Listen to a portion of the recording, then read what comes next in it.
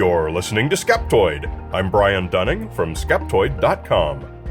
The Episodes That Changed My Mind, Part 2. Last week, we did Part 1 of the episodes from the past 5 years that have surprised me the most, and today we're following up with the rest. More than any other question, people ask me most, which episodes really surprised me? What they're really hoping to find out is which subjects did I cover for which the paranormal explanation turned out to be the true one. And while that hasn't happened yet, I've still been plenty surprised by many of them.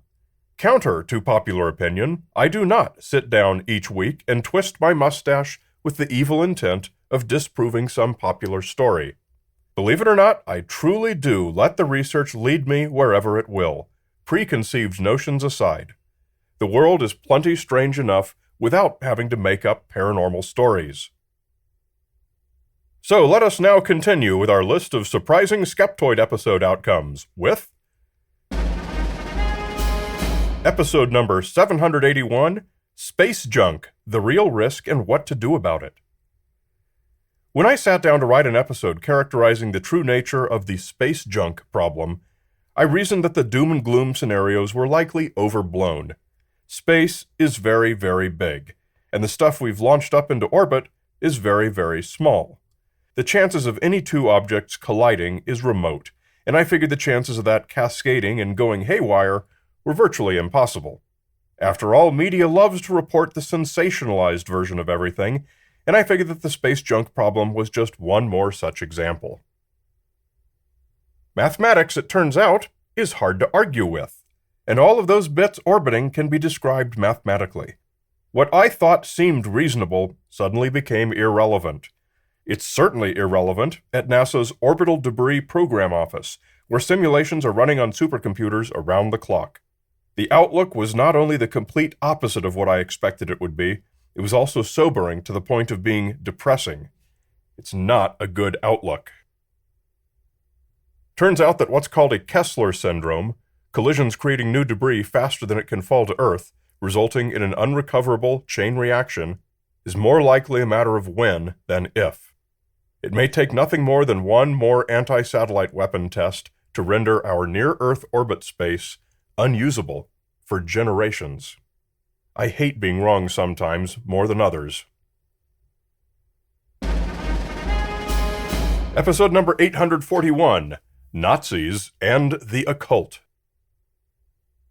Like so many others, I was raised on a History Channel diet, having it drilled into my head that the Nazis had occult underpinnings.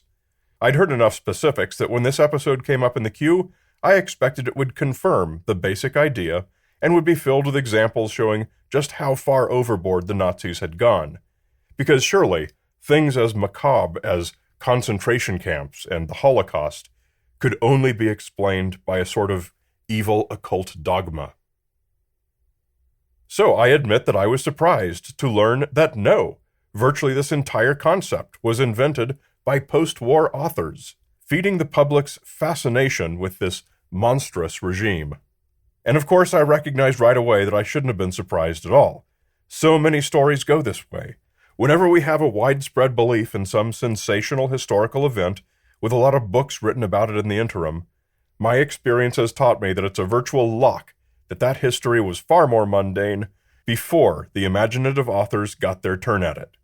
Take a few seeds capable of germinating, in this case the Aryan writers Guido von List and Jörg Lanz von Liebenfels, and tremendously exaggerate their influence. Very soon, you've got enough to fill an entire History Channel season with pseudo-history. In short, no, the average Nazi had no more exposure to occultism than the average American, and even fanatical Nazis were no more common than fanatical Americans today. Episode number 709, Wind Turbines and Birds. Fossil fuel interests are always coming up with new arguments against renewable energy, and wind turbines have certainly had their share. Wind turbine syndrome being a particularly groan-inducing example. But the idea that wind turbines kill birds would seem to have some merit, especially when we think of the more endangered large raptors that live and fly around the hilltops where these farms are often located. So I went into this episode expecting to report some sober numbers and a cost-benefit analysis. Often when I begin my research, I go to sources where I expect to find the strongest pro and con arguments, and one of my first stops was the Audubon Society, the world's largest nonprofit dedicated solely to bird conservation. I expected to get the big anti-wind turbine arguments here. So imagine my surprise to find this statement front and center on their position paper about wind turbines. Audubon strongly supports properly sited wind power as a renewable energy source that helps reduce the threats posed to birds and people by climate change. Apparently, wind turbines kill so few birds in comparison to the number saved by the displacement of more fossil energy that Audubon is one of the most vocal wind turbine proponents out there. Color me pleasantly surprised. This was a great time to be wrong. Episode number 799, on the authorship of the Toccata and Fugue in D minor. For once, I got a pleasant surprise when researching a topic. I'd been a lifelong fan of Johann Sebastian Bach, and the Toccata and Fugue in D minor, BWV 565, had long been one of my standard go-tos. So when I first heard that its authorship was disputed, and it probably wasn't composed by Bach, I stuck my head in the sand and refused to do the episode. It sat in my folder for probably a decade, literally, untouched. I was too afraid to learn what it seemed probably I would learn. Well then, happy days. It turns out that any dispute over its authorship is a fringe view, and the things about it that seem odd, i.e., the lack of any signed copy of its score by Bach, there being no copy of it at all in any of Bach's personal archives, and even the modern analysis of it being something of an outlier among his catalog. All of these are consistent features with nearly all of Bach's works from the period.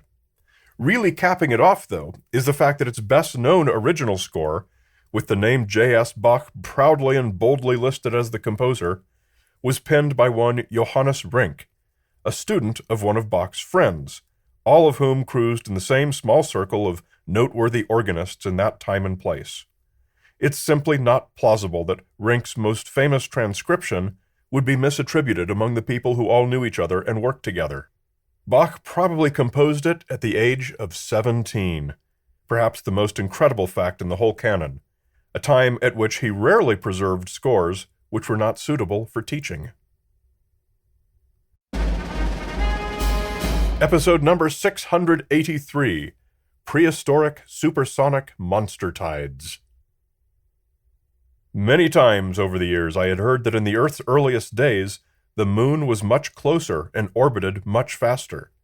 This combination of a stronger gravitational effect from the moon and faster orbits meant that the tides on Earth would have been correspondingly higher and quicker.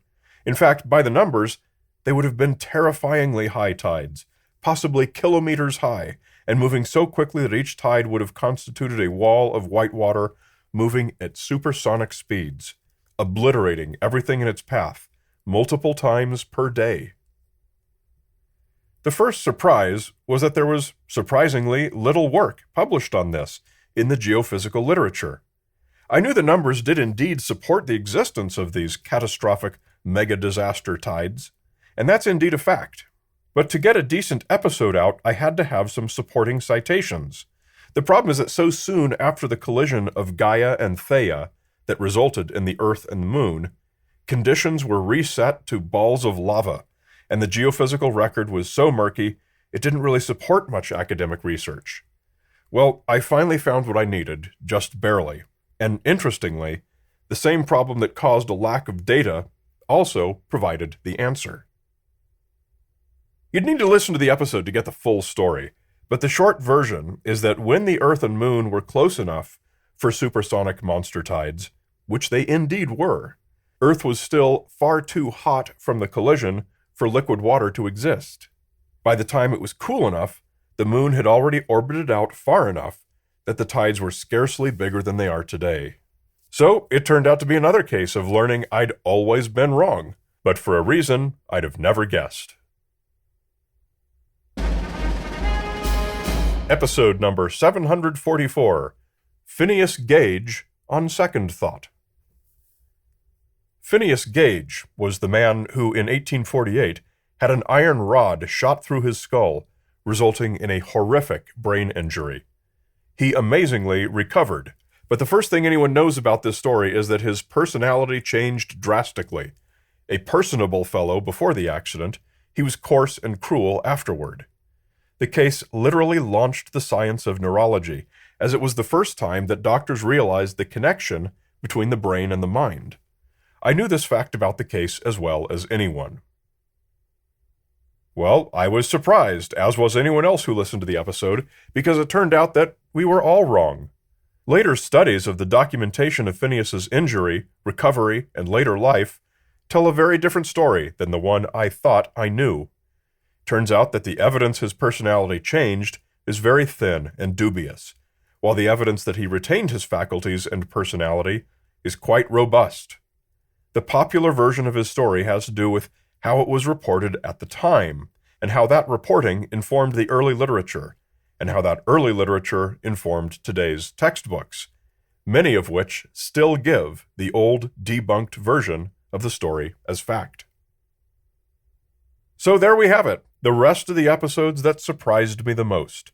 Many of the people who tend to embrace alternative sciences and alternative histories often react to Skeptoid with hostility, since I don't tend to confirm their alternative worldview.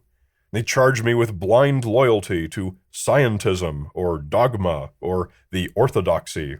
They're attempting to frame the knowledge-based version of the world as a closed-minded religion that shall not be questioned. Well, they are welcome to that perspective, but such people will never know the excitement of sitting down and genuinely not knowing what they'll find, and where the facts will lead them. I am pleased to report that that is a pleasure I am fortunate to enjoy every week.